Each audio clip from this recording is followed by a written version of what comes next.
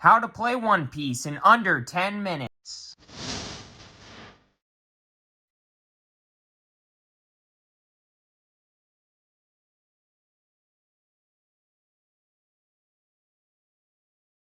Hello and welcome to the table, and let's dive right into this how to play, starting off with the number one thing that you need to know, and that's how to actually set up the board and get into a game of One Piece. Now, this is what you should expect everything to kind of look like when you're starting the game off. You need your Dawn deck, your main deck, and your leader. Once you have all three of these things put together, you're all good to go, and you can dive right into a game. Now, what do each of these things mean? Well, let's dive into a little bit more depth on each of them, starting off with the Dawn deck. Now, the Dawn deck is where you're going to be receiving all the resources that you need to play the cards in your main deck. In order to know how many Dawn you need in order to play those cards is noted in the top left-hand corner of each card in your main deck. Like, if you wanted to play a Nami, you'd need to rest or use one Dawn in order to play that Nami. Now, the most confusing thing that involves Dawn is Dawn X and Dawn minus effects. Dawn X effects simply mean you need so many Dawn under a card in order to get an effect out of it. Such as for Sanji, you need 2 Dawn under him since he has Dawn X2 in order for Sanji to gain Rush. And then Dawn minus effects simply mean you need to take that many Dawn from your active field and place them back on your Dawn deck. Such as for Who's Who, you need to place 1 Dawn, since he has Dawn minus 1, from your field back into your Dawn deck in order to get his effect. But that's it for the Dawn deck. Now let's move on to the main deck. Now, unlike the Dawn deck, which only has 10 cards in it, the main deck has 50 in it, with you being able to have up to 4 copies of each unique card in your main deck. There being 3 types of cards, those consisting of characters, events, and stages. Now, what do each of these mean? Let's dive into them a little bit more in depth in order to understand. For characters, they are going to be the main tool that you use in order to attack down and hopefully defeat your opponent with. Now, to note how strong a character is, you can look in the top right-hand corner of the card, and that will show its power, or how much power it's offering you in order to defeat your opponent. Now, do note, you can only have 5 characters out on a board at a time. But for events, these are kind of one-time use cards that get you some kind of beneficial effect on either your turn or your opponent's turn. Now, once you use the effect of that card, it is then placed into your trash or your discard pile. Then lastly, there are stage cards, which give you some kind of lingering effect or some kind of effect that you can use multiple times throughout the game. And do note, you can only have 1 stage out on the board at a time. Then, moving on from the main deck, there are leader cards, which are what you build your whole deck around in the first place and tell you what kind of cards you can have in your deck. Such as a red Monkey D. Luffy deck can only have red cards in his deck. Leaders also have some kind of effects of their own. They also have power of their own that can be used in order to attack your opponent with. And they have a life value, which, let's get right into that and what that means. Now that you know what the Dawn deck, main deck, and leaders do for you, you are ready and done setting up and can play a game of One Piece. You draw your hand of 5 cards. You can either keep that hand of 5 cards, or you can put them back into your deck and mulligan, or redraw that amount of cards. And once you do that, you set up a number of life cards equal to the life value on your leader. Now, life cards are basically your HP, or how many hits it takes you in order for you to die. The goal of the game is for you to deplete your opponent of their life cards, then send in one final giant attack to finish them off. One more quick note about life cards. When you take damage, when your leader takes damage, and you draw a life card, the top card of your life cards, into your hand, it might have something that's known as a trigger in the bottom portion of the card. It's noted by this little yellow tag and has some kind of effect stapled onto it.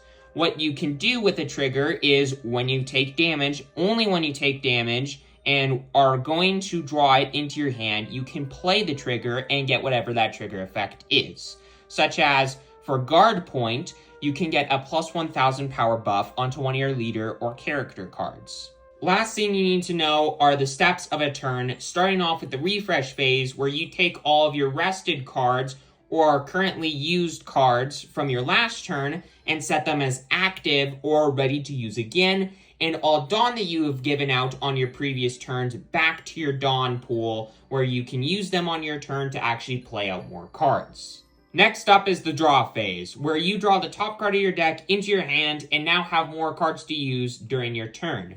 But do note that on the first turn of the game, if you are the player going first, you do not draw a card on your turn, whereas the second player will, and then every turn after, you will draw a card at the start of your turn. Then there's the Dawn phase, where you get the top 2 cards of your Dawn deck, then put them into your Dawn area where you can use them to play cards from your hand. But if you are the player going first and it is the first turn of the game, you do not get 2 Dawn, you only get 1 Dawn. Then every turn after, you get 2 Dawn.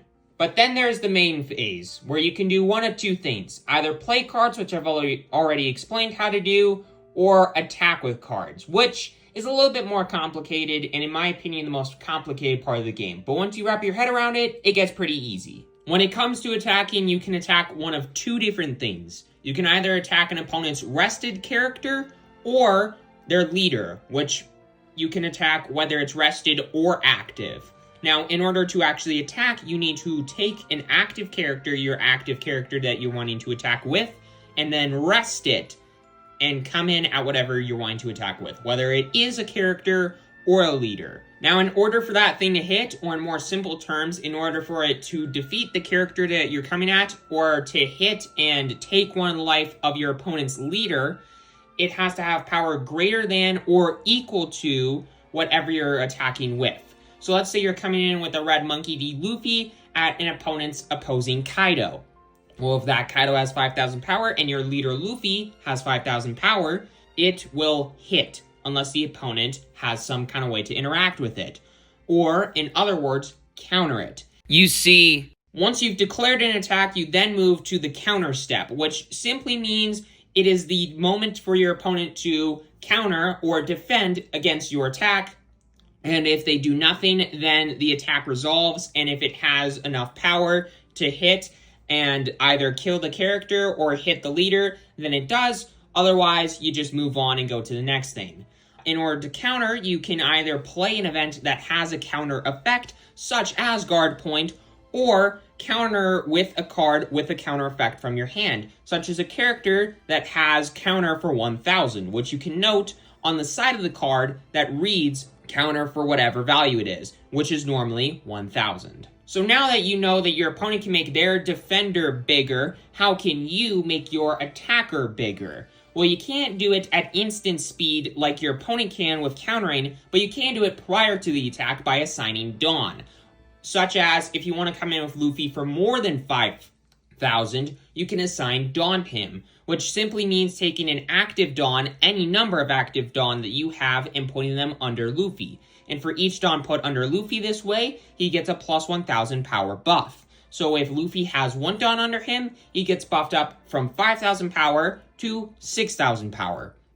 If you put 2 Dawn under Luffy, it goes from 5,000 power to 7,000, and then so on and so on.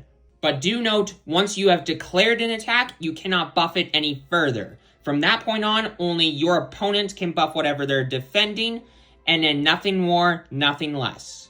But then, after you have done the main phase and played as many cards as you've wanted to, attacked with as many cards as you've wanted to, you can then move to the end phase and pass the turn to your opponent, and then go back and forth, taking turns, hitting each other, draining life, drawing life cards into your hand, and then once you've done that, the game should be over.